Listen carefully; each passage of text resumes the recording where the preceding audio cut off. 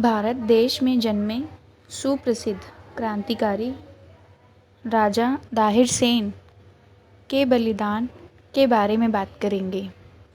भारत को लूटने और इस पर कब्जा करने के लिए पश्चिम के रेगिस्तानों से आने वाले महजबी हमलावरों का वार सबसे पहले सिंध की वीरभूमि को ही झेलना पड़ता था।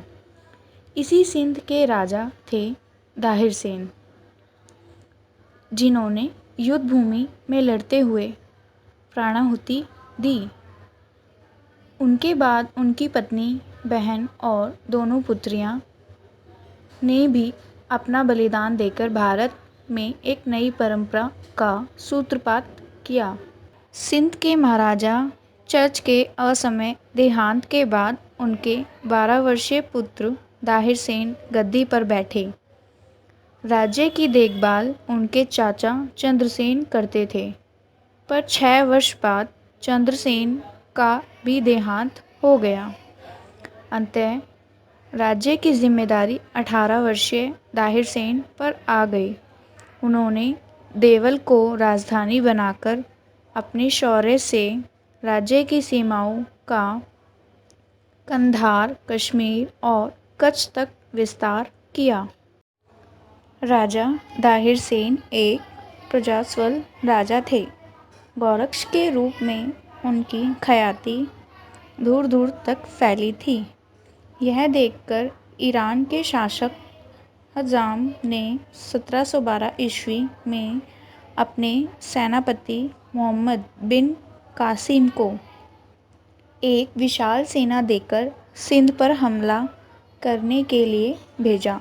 कासिम ने देवल के किले पर कई आक्रमण किए, पर राजा दाहिर सेन और हिंदू वीरों ने हर बार उसे पीछे धकेल दिया।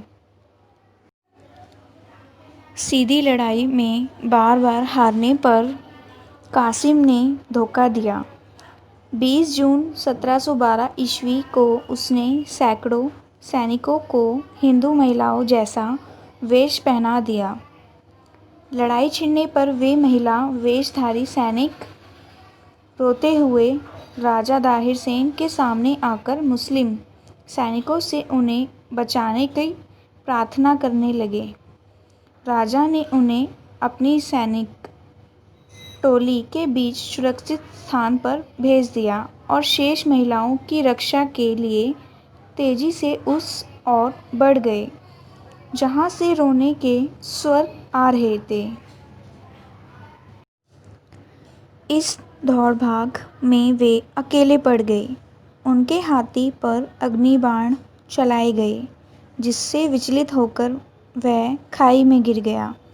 यह देखकर शत्रुओं ने राजा को चारों ओर से घेर लिया। राजा ने बहुत देर तक संघर्ष किया, पर अंततः शत्रु सैनिकों के भालों से उनका शरीर शत-विशत होकर मातृभूमि की गोद में सदा को सो गया। इधर महिला वेश में छिपे मुस्लिम सैनिकों ने भी असली रूप में आकर हिंदू सेना पर बीच से हमला कर दिया। इस प्रकार हिंदू वीर दोनों ओर से घिर गए और मोहम्मद बिन कासिम का पलड़ा भारी हो गया। राजा दाहिर सेन के बलिदान के बाद उनकी पत्नी लड़ी और बहन ने भी युद्ध में वीरगति पाई। कासिम ने राजा का कटा सिर छत्र और उनकी दोनों पुत्रियों सूर्या और परमाल को बगदाद के खलीफा के पास उपहार स्वरूप भेज दिया। जब खलीफा ने उन वीरांगनाओं का आलिंगन करना चाहा तो उन्होंने रोते हुए कहा कि कासिम ने उन्हें अपवित्र कर आपके पास भेजा है। इससे खलीफा भड़क गया। उसने तुरंत दूध बेचकर कासिम को सूखी खाल में सिलकर हाजिर करने का आदेश दिया। जब कासिम की लाश बगदाद पहुंची तो खलीफा ने उसे गुस्से में लात मारी। दोनों बहनें महल की छत पर खड़ी थीं।